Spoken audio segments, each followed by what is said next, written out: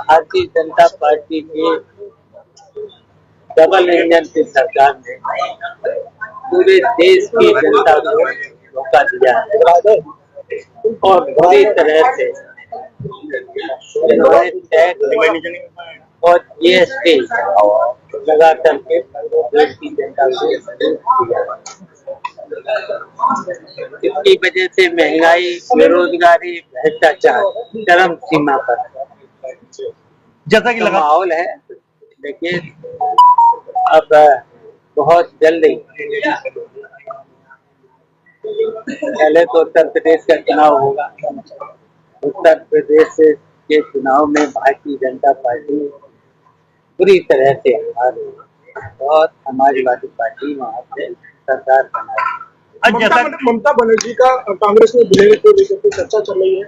उनके भतीजे अभिषेक बनर्जी उन्होंने मल्लिका खड़गे अब्दुल का पद मांगा है। अब ये उन्हीं से पूछना, अब उनके बारे में मैं बड़ी बात नहीं बता सकता। चाचा लगातार पेपर लीक हो रहा है और सरकार उस पर ध्यान नहीं दे रही है। युवाओं के जो है स्थिति बिगड़ती जा रही है। देखिए मैंने कहा हर तरीके से सरकार भारतीय जनता पार्टी की सरकार खेल सरकार है। कितने बार पेपर लीक हो चुका है, कितने परेशान किया जा रहा है। अभी देखिए पुलिस की जो भर्ती हो रही है, कितने कितने दूर पर सेंटर रेलें भरी चली जा रही, लड़के वो जगह नहीं मिल रही है। और यही अगर परीक्षा ज्यादा से ज्यादा सेंटर जिले में 5 किलोमीटर दूरी पर अगर बना दिए जाते, स्कूलों की तो कमी है नहीं, ये और जिले का प्रशासन व्यवस्था कराता तो परीक्षाएं ठीक होती। लड़के दिन भर ट्रेन में चलते हैं, सो नहीं पाते हैं, रात भर ट्रेन में चलते हैं, कितनी परेशानी है। अच्छा जैसा कि अभी तक राष्ट्रीय अध्यक्ष जी हुए, आप हुए, प्रोफेसर साहब हुए, लगातार हमले किए जा रहे हैं। अब अतिथि को लेकर एक टिप्पणी की जा रही है सोशल मीडिया पर। देखिए इससे निकृष्ट सरकार भारतीय जनता पार्टी से कोई होगी इस तरह का। और अगर अभी समाजवादी पार्टी के लोग अगर जिले जिले में सब लाइन आर्डर की प्रॉब्लम खड़ी होगी, तो इसलिए ये निकृष्ट सरकार है। इतना ही मैं क्या ने लगातार बीजेपी को टारगेट कर रहे हैं, खासतौर से पीएम योगी को लेकर। यात्रा ये धार्मिक है या राजनीतिक है? देखिए कोई गेरुआ रंग कपड़े पहनने से कोई संत नहीं होता। संतों की भाषा दूसरी होती है ना। दुश्मन मान लो ना, ज्यादा तो हम नहीं कह सकते हैं। जम्मू कश्मीर के नेशनल कॉन्फ्रेंस के अध्यक्ष हैं फारूक अब्दुल्ला, उन्होंने कहा है कि हमारे बच्चों के साथ जिन संतों से जुड़ने का फैसला लिया गया था, उन संतों की समीक्षा की जानी चाहिए और हमारा सम्मान बहाल किया जाना चाहिए।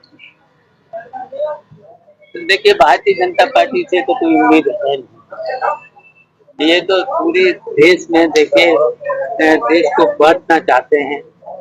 केवल हिंदू मुस्लिम ही तो चल रहा है भारतीय जनता पार्टी। आज 27 के विधानसभा चुनाव में अगर एजेंसियों का दुरुपयोग करती है भाजपा सरकार, तो ऐसे में समाजवादी पार्टी का किस तरह का स्टैंड होगा? देखिए जब हद पार हो जाती है तो फिर जनता ही पलट देती है। तो समय आ गया है, अब भारतीय जनता पार्टी के लिए जनता अब पलटेगी। आजाद समाज पार्टी ने कहा है कि जो बीजेपी पर आएगा हम उसके साथ गठबंधन करने की तैयार है। अच्छा उत्तर प्रदेश में किसी से कहना है समाजवादी पार्टी है सबसे बड़ी पार्टी, आओ किसी आओ भारतीय जनता पार्टी। क्या समाजवादी पार्टी करेगी उससे गठबंधन आजाद समाज पार्टी? अब सीटों के अनुसार अगर जो जीतने वाला हो उनसे तो बात कही जा सकती है, और जीत नहीं सकते हो तो फिर तो समाजवादी पार्टी ठीक। आदित्य यादव पर जिस तरीके से अफवाहें उड़ाई जा रही है, जो वो 7 करोड़ रुपया लेकर के एक नाइजीरियन मुस्लिम लड़के के साथ फरार हो गया है। अब इस तरीके की बातों को लेकर के एक तरफ अखिलेश यादव तो दूसरी तरफ जो है चचा शिवपाल यादव इस पर कार्रवाई करने की मांग कर रहे हैं। हालांकि यूं कहे तो 3 लोगों पर, जो 3 नामजद लोगों पर एफआईआर दर्ज करवाया गया है, जो सोशल मीडिया के जरिए इस तरीके की अफवाहें उड़ाई जा रही है। लेकिन वही हम आपको बता दें, इन मामलों को लेकर कहा जाता है जो अब किसी भी तरीके से उन आरोपियों को, उन जो है कहीं ना कहीं जो लोग इस तरीके की अफवाहें उड़ाई जा रही है, उसको बख्शा नहीं जाएगा। दर्शकों, मैं आपको पूरा मामला बताऊं, लेकिन इससे पहले हम आपको बता दें, जो आदित्य यादव अखिलेश यादव की बेटी और अखिलेश यादव उत्तर प्रदेश के पूर्व मुख्यमंत्री है। अब कहा जा रहा है जो इन्हीं तमाम मामलों को लेकर के जो है आने वाले 2027 के विधानसभा चुनाव से ठीक पहले इस तरीके की अफवाहें उड़ाई जा रही है, एक पारिवारिक माहौल खराब किया जा रहा है। लेकिन इन्हीं मामलों को लेकर के अखिलेश यादव के जो चचा शिवपाल यादव हैं, वो साफ तौर पर कहते हुए दिखाई दे रहे हैं जो वो 2 लोग जो ऊपर बैठे हुए हैं, उनका कोई परिवार नहीं है, इसलिए वो किसी का दुख और दर्द नहीं समझ रहा है। हालांकि इन मामलों को लेकर के एक तरफ ओपी राजभर, अखिलेश यादव और साथ ही साथ चचा शिवपाल यादव भी इन पर जो है कहीं ना कहीं कड़ी टिप्पणी करते हुए दिखाई दे रहे हैं और वो साफ कहते हुए दिखाई दे रहे हैं जो अब इन मामलों को लेकर हम किसी को बख्शेंगे नहीं। आप सब जानते हैं 2027 का विधानसभा चुनाव ज्यादा दूर नहीं, नजदीक है और इन्हीं मामलों को लेकर के लगातार पारिवारिक अटैक करते हुए दिखाई दे रहे हैं। इन मामलों को लेकर के एक तरफ अखिलेश यादव चुनावी सरगर्मी के साथ साथ पारिवारिक माहौल में भी वो दिखाई देते हुए, पड़ते हुए दिखाई दे रहे हैं और वो साफ साफ कहते हुए दिखाई दे रहे हैं जो उन आरोपियों को बख्शा नहीं जाएगा, उन आरोपियों की जो जगह है वो सिर्फ और सिर्फ जेल में है। अब ऐसे में देखना ये होगा जो क्या उन 3 लोगों पर जो एफआईआर दर्ज किया गया, जो अपने सोशल मीडिया के जरिए कार्रवाई कर रहे हैं, जो अपने सोशल मीडिया के जरिए इस तरीके का अफवाहें उड़ाई जा रही है, वो आखिरकार है किसके पक्ष में? क्या वो भारतीय जनता पार्टी से हैं या विपक्ष किसी जो है किसी पार्टी से हैं? इस तरीके की भी बातों को लेकर के छानबीन की जा रही है। लेकिन वहीं हम आपको ये भी बताते चले जो इन मामलों को लेकर के उत्तर प्रदेश ही नहीं बल्कि देश भर के जो विपक्षी जो नेताएं हैं वो लगातार ये कहते हुए दिखाई दे रहे हैं, आदित्य सिर्फ अखिलेश यादव की बेटी नहीं है, वो बल्कि पूरे उत्तर प्रदेश और देश की बेटी है और इस तरीके की जो अफवाहें उड़ाई जा रही है, ये किसी भी हद तक और किसी भी तरह से जो है बर्दाश्त करने लायक नहीं है। अब ऐसे में देखना ये होगा जो उन आरोपियों पर कार्रवाई कब होता है, उन आरोपियों को जेल में कब डाला जाता है, क्योंकि उत्तर प्रदेश के पुलिस प्रशासन तो साफ तौर पर कहती हुई दिखाई दे रही है जो हमारे प्रदेश में महिलाएं, हमारे प्रदेश में बच्चियां, बेटियां सब सुरक्षित हैं, लेकिन उत्तर प्रदेश के पूर्व मुख्यमंत्री के जो बेटी हैं वो सुरक्षित है। इस तरीके का सवाल खड़ा हो रहा है, क्योंकि सवाल इसलिए लाजमी भी बन रहा है दर्शकों, एक पूर्व मुख्यमंत्री की बेटी के साथ अगर इस तरीके की जो दुर्व्यवहार है और इस तरीके की जो उनके फोटो और जो वीडियो का गलत इस्तेमाल करके एआई के जरिए जो है वो सोशल मीडिया पर परोसने का कामकाज कर रहा है, तो वैसे में देखना ये होगा जो आने वाले वक्त में उन तमाम आरोपियों पर कब कार्रवाई होती है।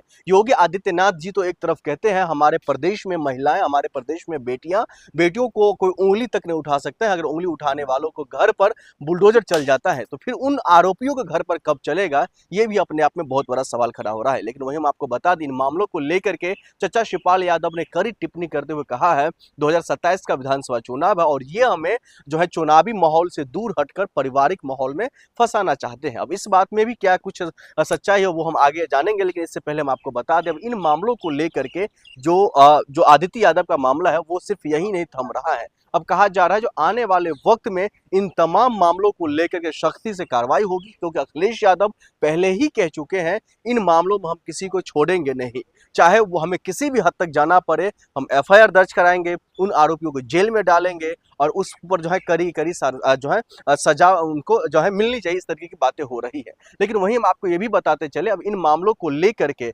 आगे किस तरीके से जो है योगी आदित्यनाथ